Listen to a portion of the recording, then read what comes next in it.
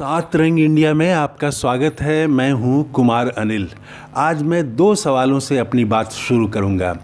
किसी नेता के लिए सबसे बड़ा चैलेंज क्या होता है? पहला सवाल, किसी नेता के लिए सबसे बड़ा चैलेंज क्या होता है? और दूसरा सवाल कि किस विषय पर भाषण देना आसान है और किस विषय पर कठिन? ऐसे ये दोनों विषय आपस में जुड़े हुए हैं। आप याद करिए कि जब राहुल गांधी ने पहली बार अडानी का मुद्दा उठाया तब देश के राजनीतिक पंडितों, ज्ञानियों ने क्या कहा था?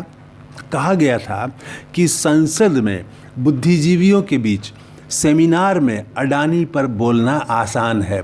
क्रोनी कैपिटल, सेल कंपनियां, अज्ञात निवेश जैसे भारी भरकम शब्दों का प्रयोग कर सकते हैं आप, लेकिन इसे आम आदमी का मुद्दा बनाना कठिन होगा। आम आदमी को न्यूयॉर्क टाइम्स की खबर का मर्म समझाना मुश्किल होगा। धान गेहूं की खेती करने वाले किसान, आदिवासी, मजदूर यानी आम आदमी को अडानी से क्या मतलब है? उसे महंगाई, बेरोजगारी की बात समझाई जा सकती है, लेकिन अर्थव्यवस्था की बात कैसे समझाएंगे?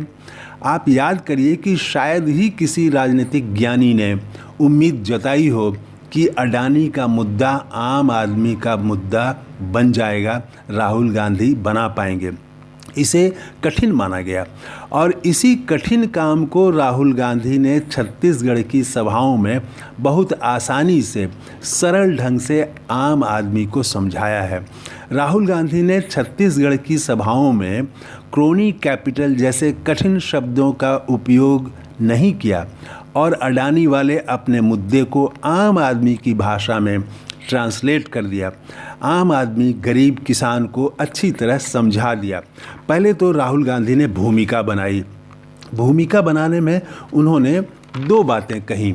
पहला कि पिछले चुनाव में हमने 2500 रुपये प्रति क्विंटल धान की कीमत देने का वादा किया था। वादा पूरा किया, बल्कि वादे से ज़्यादा दिया। आज 2640 रुपये प्रति क्विंटल मिल रहे हैं। जीते तो 3000 रुपये प्रति क्विंटल धान की कीमत देंगे। फिर यह कहा कि टीवी वाले दिन रात मोदी जी का चेहरा दिखा रहे हैं, कांग्रेस पार्टी को नहीं दिखाते। क्यों? इसलिए कि टीवी के मालिक किसान नहीं हैं। किसान होते तो कांग्रेस को दिखाते।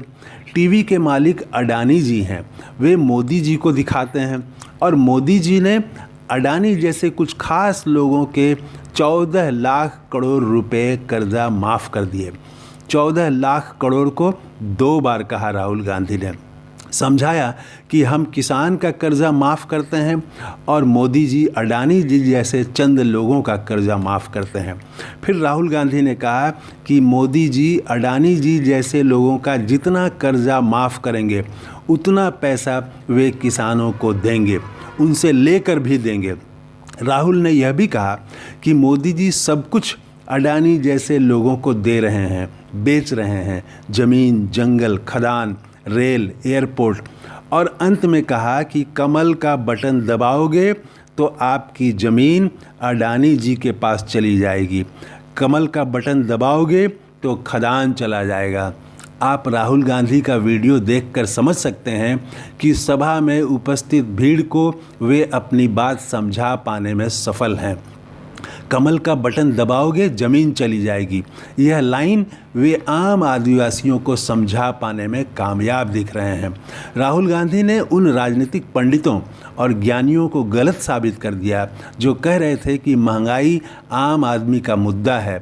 अडानी के सवाल को आम आदमी का चुनावी मुद्दा बनाना कठिन होगा। किसी नेता के लिए सबसे बड़ा चैलेंज यही होता है कि वह अर्थव्यवस्था से जुड़े सवाल को आम आदमी की भाषा में आम आदमी को समझा दे और उसका चुनावी मुद्दा भी बना दे। और सबसे आसान क्या होता है? सबसे आसान होता है नफ़रत की बातें फैलाना।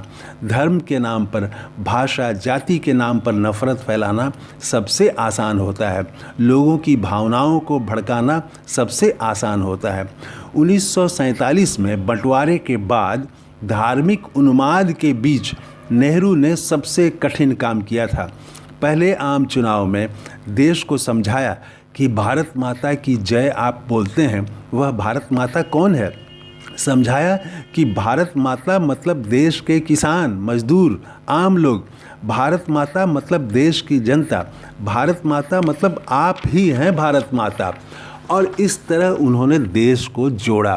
भारत माता की जय बोलने का मतलब है किसान मजदूर की ज़िंदगी में खुशहाली लाना। धार्मिक उन्माद के सबसे विकराल समय में उन्होंने समझाया कि आपस में लड़ना नहीं है, सबको साथ लेकर चलना है। आपस में लड़ने से भारत माता की जय नहीं होगी, वह कमज़ोर होगी, टूट जाएगी। तो सबसे आसान भाषण होता है नफ़रत की बातें करते हुए लोगों को भड़काना, और सबसे कठिन भाषण वह होता है जिसमें मोहब्बत की बात हो, भाईचारे की बात हो।